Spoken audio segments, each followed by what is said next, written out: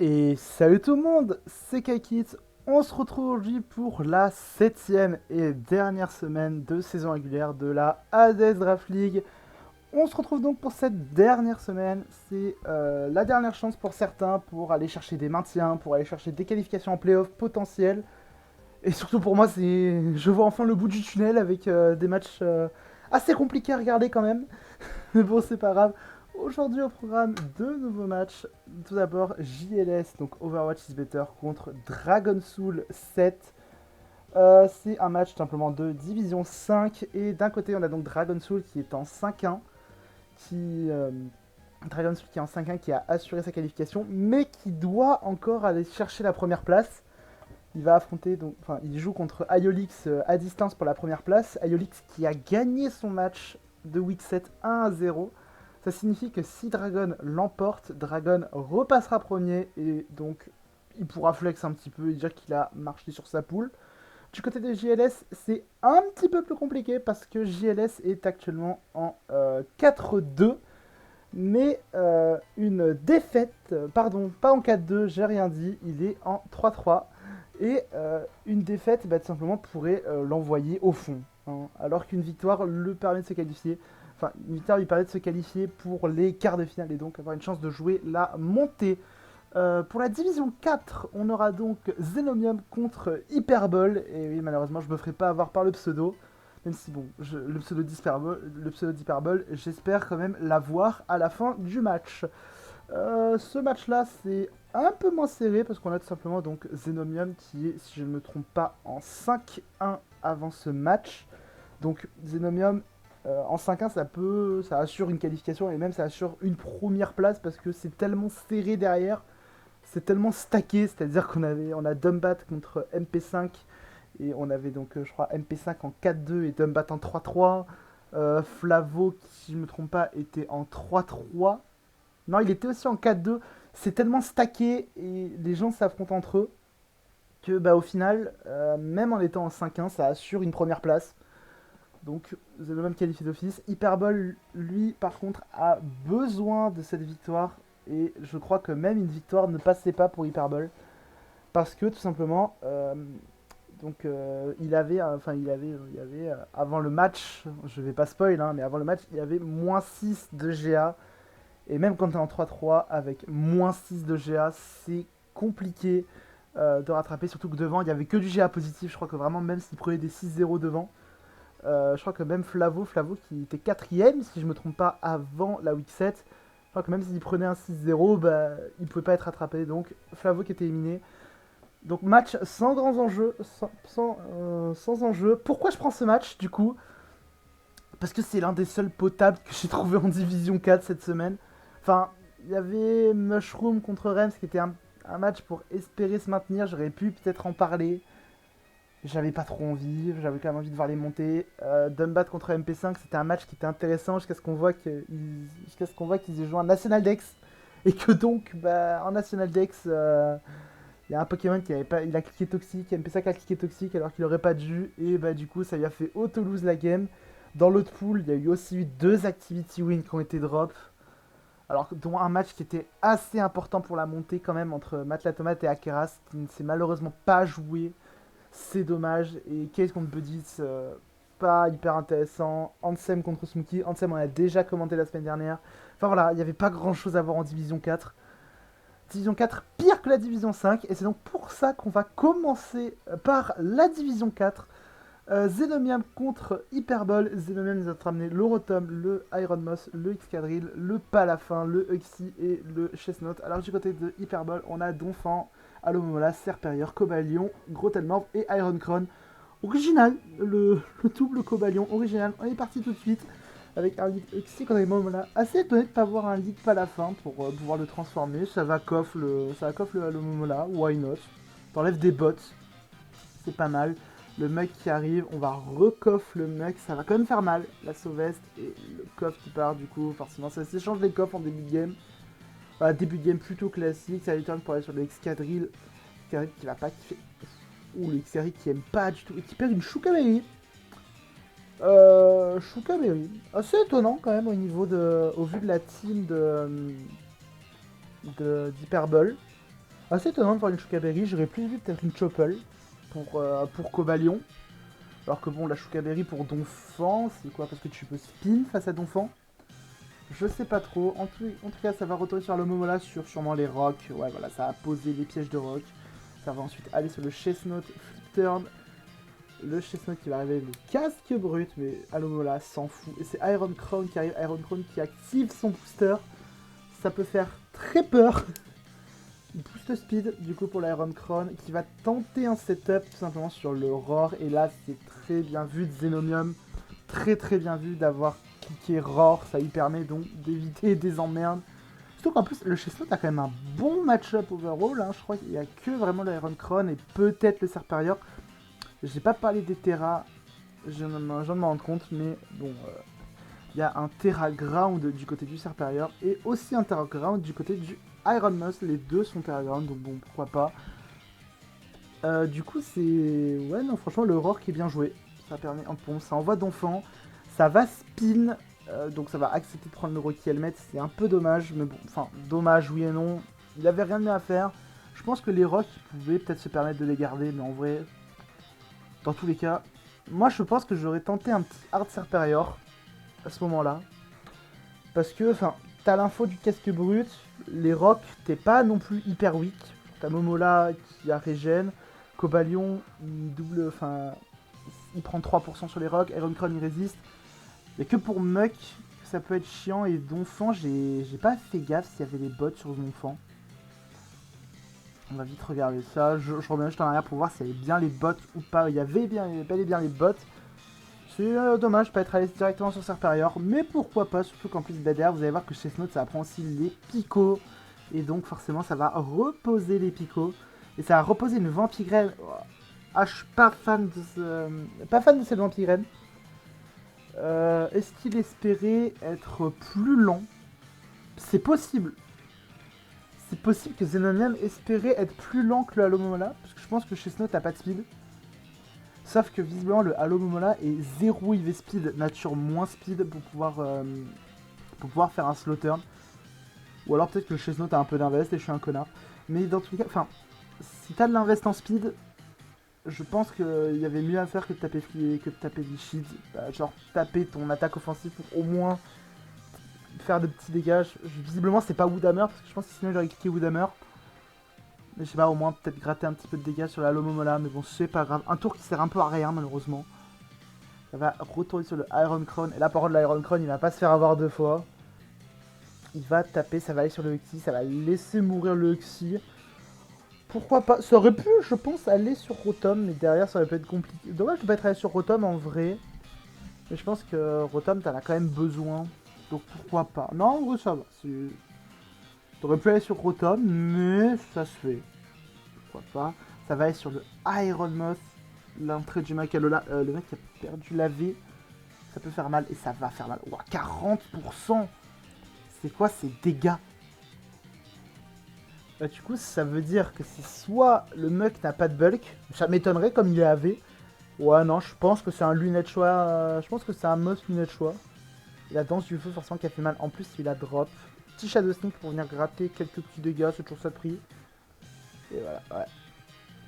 Ça va retourner sur le Halo Momola. Ça va, évidemment ça va se barrer, ça confirme presque le choice. Et ça va taper Mirror Coat. Pourquoi pas de flip turn? Pourquoi pas de flip turn? Pour le coup, c'était plutôt gratuit de taper son flip turn. Le Moss n'a aucune raison de rester. Hein. Il est lock très certainement sur Danse du Feu.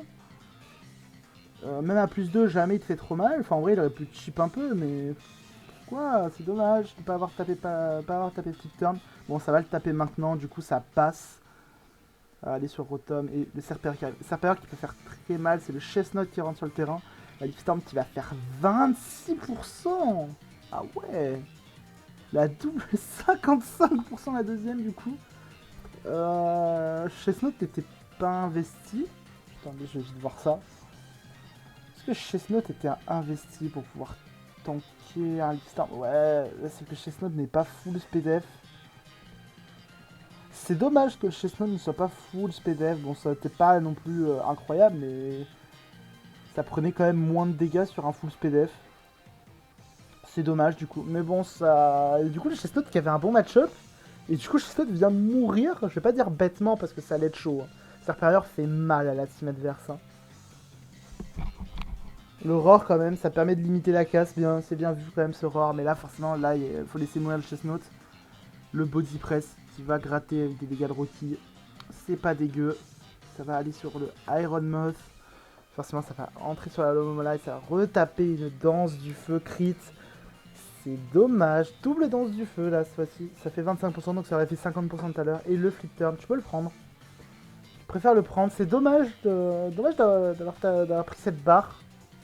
Bon, c'est pas grave. Ça va aller sur le pas à la fin. Ah ouais. Bon, dans tous les... Ouf, ouf, ouf, ouf. Pourquoi Hyperbole tape Terra Blast? Est-ce que le Moss il était à 27%? Iron Moss ne mourrait pas à cette range de Deepstar? Ouais, c'est le jour des calques, écoutez, c'est la fin, mais c'est aussi le jour des calques. Ah oui, il mourrait pas du tout, en effet. Ah, c'est 110 de SPDF, my bad. Donc ouais, il a eu raison de se barrer. Il a eu raison de se barrer, le Xenomium. Hyperbole a eu raison, du coup, de taper le Terra Blast, il était pas certain de tuer. Donc c'est mieux de... ouais... Terra Blast sur le pas à la fin. Ça va switch out, ça va aller sur le Iron Crown, sur le Jet Punch, ok. 40% ça fait mal. Le Momola qui revient. C'est dommage du coup de pas être sur le Crown direct. C'est dommage de pas être sur le Crown et le Bulk Up à la fin. Attention. Bulk Up pour te barrer. Pourquoi? Pourquoi? Le pire qui peut t'arriver, c'est une Scale Burn. Mais je pense qu'à moins que ce palafin soit full move water avec genre Jet Punch, Flip Turn, Wave Crash. Ce qui serait un peu bête quand même quand je me dis il y a quand même Momola plus Serperior, donc je pense qu'il a au moins une autre attaque.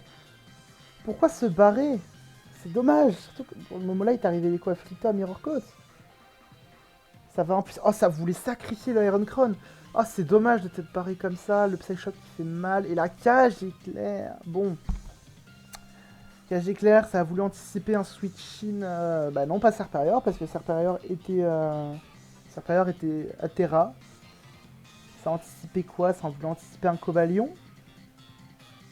Je sais pas trop. Je pense que dans les deux, c'était mieux de vol switch direct, je pense. Au pire moment là, s'il est paralysé, c'est pas le pire. Je pouvais choper un Cobalion, mais je pense ça va être compliqué pour qu'il ramène Cobalion, parce qu'en vrai, Cobalion a aussi quand même un bon match-up overall en fin de game. Donc je pense pas qu'il ait ramené, il en a besoin encore de full life pour le palafin justement. Voilà, le Cobalion qui arrive, qui prend les picots. Ça va switch out sur le Iron Moth, sur le Iron Def. Oh, le Body Press Iron Def là qui arrive. Il a déjà eu le Body Press. Ça va Terra Sol, le moment là. Et ouais, 48%, ça fait mal le Terra Blast. Ça va aller sur le Donphan. Ça va préférer sac le Donphan. Logique, tu peux garder le moment là avec Regen. Serperior qui revient, Serperior qui peut prendre son kill assez logiquement. T'as pas la fin pour RK, donc c'est pas trop mal. Ça envoie pas la fin et ça switch out. Pourquoi? Pourquoi switch out?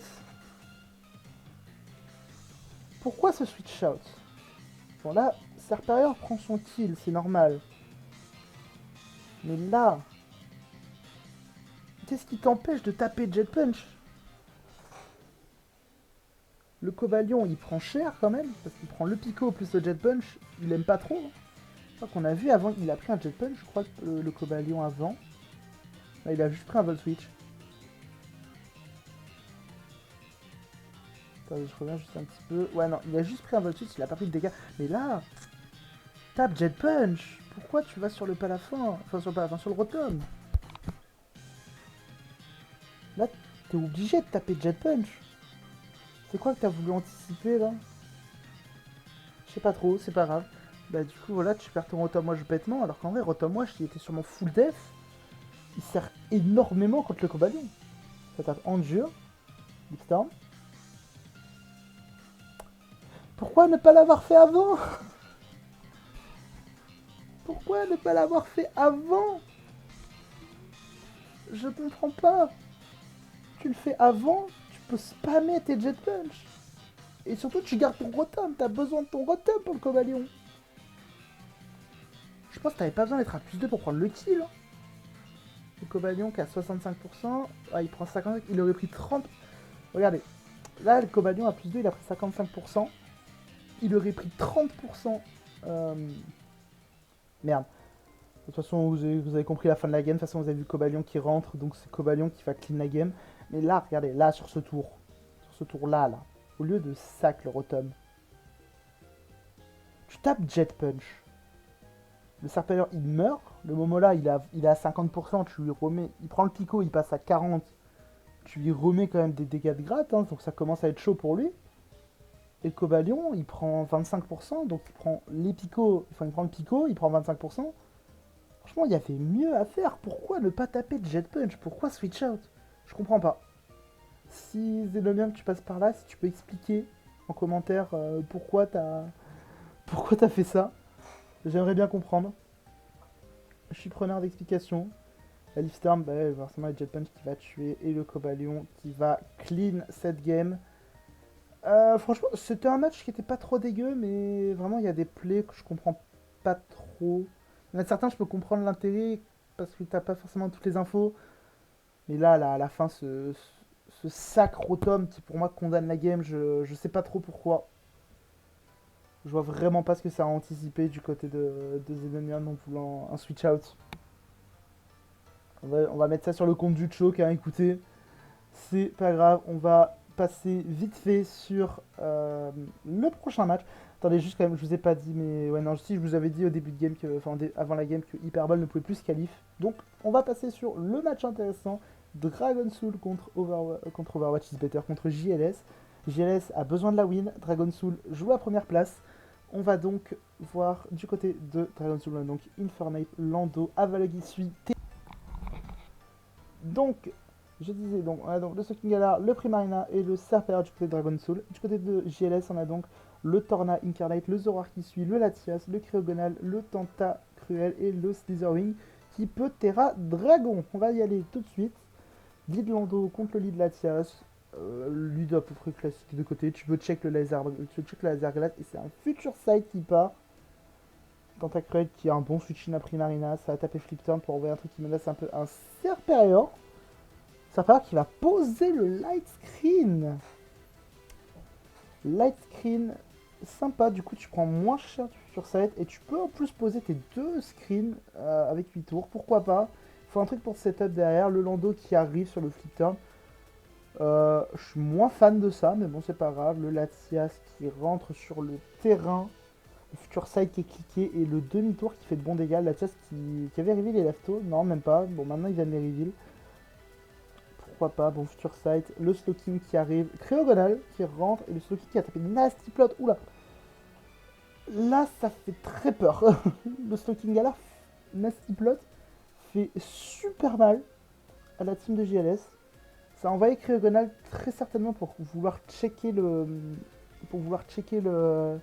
laser glace. Je pense pas que ça ait envoyé Zoroark parce que j'ai pas parlé aussi de Zoroark hein, qui peut se cacher un peu partout. Mais là, je pense pas que c'était pas Zoroark, à mon avis, il voulait checker le laser glace. Donc il a checké, il a tapé Nasty Plot, maintenant ça a voulu checker le Psyshock, c'est la test qui vient. Et là, JLS, bah forcément JLS qui doit essayer de s'en sortir comme il peut, il doit temporiser les screens au max. Le coffre sur la colbure qui va faire 7%, c'est ridicule. Le light screen quand même qui se termine et c'est le Torna qui va se révéler être le Zoroark qui va taper la Shadow Ball mais qui ne va pas tuer malheureusement. Et de son côté, Dragon Soul va taper Laser Glace qui va crit et qui va mettre à la sache. Je pense qu'à la place de Dragon Soul, là je pense que j'aurais tapé Shock Psy. Parce que je pense que ça prenait le kill à 100% sur... ça prenait le kill à 100% pour moi sur le Zoroark. Alors que Laser Glace à plus 2, je suis pas sûr que ça prenne le kill. Bon, dans tous les cas, vous allez dire, oh, mais il était sage. Je suis d'accord avec vous. Mais moi, je pense que j'aurais tapé Shock Psy parce que le Latias, ça allait pas venir. Et Shock Psy, ça démarre tout le monde. Mais bon, c'est une option qui se comprend. c'est le Primarina, ça garde le Stalking Galar, en même temps ça régène, c'est normal. La Shadow Ball qui fait 0 dégâts. Le Cryogonal qui arrive sur... forcément t'as pas les tentacruels, donc le Cryogonal qui prend en plus un crit sur flip turn, ça c'est bien chiant. Fortnite qui rentre sur Latias. J'aime bien... J'aime bien cette petite phase de Dragon Soul. C'est quelque chose que je joue souvent, j'aime beaucoup jouer Volturn. Et là, bah, il le fait un petit peu bien, il met la bonne pression et ça va taper le Moonblast. Là, c'est un Moonblast gratuit parce qu'il n'y a pas de Rési en face. Pas besoin de pivoter davantage. Le Torna qui arrive. Là, je pense que c'est quand même le vrai Torna. Voilà, sub. De toute façon, oui, le Zorak est à 1 PV, donc on pourra le reconnaître. Ça va spammer les subs. C'était bolgy quand même de spammer les subs face à Primarina. Mais bon, la raison, elle est là. C'est la Salakberry et derrière Acrobatie, le Torna qui est physique. Mais bon, c'est dommage d'avoir choisi le Torna physique quand c'est un Avaleg Isui Terra en face. Avaleg Isui, tu ne le passes pas.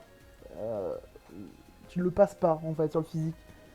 Donc c'est dommage de ne pas avoir opté. Ou alors peut-être qu'il est mixed. Après, je suis peut-être mauvaise langue et qu'il est mixed. Alors tout de suite, le Avaleg qui arrive, ça Terra Ground et ça tape Reversal. C'est dur. C'est dur pour JLS qui du coup va perdre son Torna. C'est très très dur parce que le Reversal avait pas... Enfin là, le Reversal était à 80 de puissance. Faut être à moins de 4% de vie pour avoir les dégâts maximum à 200. Mais du coup, enfin, pourquoi... Là, ça c'est le problème que... Bon, ça c'est manque d'expérience avant tout, mais... Je vais peut-être vous rappeler quelque chose. Avaleg Isui, c'est 20 en SPDF de mémoire. Du coup, même si vous n'êtes pas investi en attaque spé, ça va quand même faire mal. Hein. Là, bon, ok, t'as peut-être pas Focus Blast, mais si t'as le Stab Wolf, t'as Black Wind, ou même, je pense que Air Slash, enfin, Avaleg Isui, ça a pas de stats sur le spé. Hein. Ah non, pardon, c'est vrai, il a un peu plus bulky sur le spé, il a 36 et pas 26.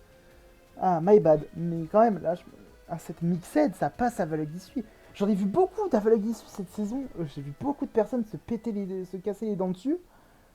Alors que vraiment, les gars, vous tapez un peu sur le spé. Bon, le problème, c'est que Avaleg Isui, comme il est une grosse def, il va être full HP, full SPDF quasiment tout le temps. C'est le défaut. Donc, il va falloir quand même taper un peu. Mais, je pense que Avaleg Isui, beaucoup de gens se sont cassés les dents dessus alors qu'il n'y avait pas grand chose. Enfin, c'est un bon poké avec le Terra, c'est un très bon Terra user pour le coup parce que quand le Terra est là pour enlever un double type qui est catastrophique, forcément ça rend un poké beaucoup plus intéressant. Mais je pense qu'il y avait mieux à faire. Et là, encore une fois, il y avait mieux à faire que de vouloir jouer sur le physique. Là, c'est JLS qui a besoin de la victoire et c'est le retour de Zoro Arc. Ça tape Hyper Voice, ça tue même pas et ça tape soin. Là, je pense que Dragon a fait un petit... Je sais pas, le cerveau a pété, je pense, à ce moment-là, parce que taper soin face au Zoroark qui suit, est-ce qu'il a oublié que le Zoroark qui suit était à 1 PV? Dans tous les cas, enfin, ouais, bon, je sais pas trop. C'est dommage, du coup, forcément, le Hyper Voice va de HKO. Hein. Ça va de HKO et ça va laisser mourir, du coup, la Valeg normale. Le Nape qui revient, le Hyper Nape fait super peur, et c'est le Cryogonal qui est envoyé en sac. Là c'est dur, le Scissoring qui arrive et ça va Terra Dragon. Et Dragon qui ne le voit pas venir. Est-ce qu'il peut être bande au choix? C'est possible qu'il soit bande au choix. Parce qu'en vrai, je sais que Scissoring c'est quand même assez bulky. Il a quand même pris 30% sur une Rési. GS va taper Close Combat, va tuer ce Infernape. Et bon là avec un moins 1 en def ça commence à être chaud, le Lando qui arrive, Lando qui en plus enlève l'intimidation, ça va taper demi-tour, 36%, ok il était peut-être pas si petit que ça, mais 36% ça fait quand même mal, et pourquoi ce demi-tour? Ça envoie Serperior sur le demi-tour adverse. Oh c'est terrible. Terrible de la part de Dragon Soul qui n'a pas voulu cliquer séisme pour des raisons que j'ignore. Peut-être parce qu'il ne savait pas s'il était plus rapide, mais il était à moins 1 en def, je ne comprends pas. Je comprends pas pourquoi il n'a pas cliqué séisme dans cette situation, c'est dommage d'avoir give up du GA. Ça retourne sur le Lando pour intimider cette fois-ci le Zoroark qui suit, ça vient prendre l'Hyper Voice. Et surtout, tu redemi-tour, donc ça signifie que tu vas relaisser un kill au Slitherwing. First Impression. Ah, normal, ça prend le kill, le soin, enfin les leftos, l'intimidé qui arrive. Et le séisme qui vient tuer. Là, le séisme, il tue à +0, donc je connais pas le calque. Je sais pas ce qui a été calque. Mais pourquoi avoir demi-tour? Pourquoi juste pas avoir cliqué séisme? Et dans le pire des cas, tu sacs un bon et tu reviens avec l'endo. Même si tu veux empêcher quand même que le Slitherwing se soigne. Enfin, c'est dommage du coup, bon, c'est pas si gênant que ça parce qu'au final Dragon gagne quand même la game, donc tant mieux pour lui. Mais c'est dommage quand même d'avoir sac un peu de GA pour rien. Bon après il était déjà qualifié, enfin il était déjà qualifié et avec sa victoire, ça passait de toute manière, il devait juste gagner peu importe le score. Enfin bref, écoutez, c'était voilà, petite vidéo de clap de fin sur les phases de poule de la Hades. Donc pour ceux qui se posent la question de mon côté, ça s'est très bien passé parce que j'ai fini en 7-0. Je suis en division 2 et j'ai terminé en 7-0. Du coup, je suis qualifié pour les playoffs assez largement. Donc tant mieux. Et vraiment, non, on a vu pas mal de choses dans cette série. Franchement, il y a des matchs qui étaient bien, des matchs moins bien.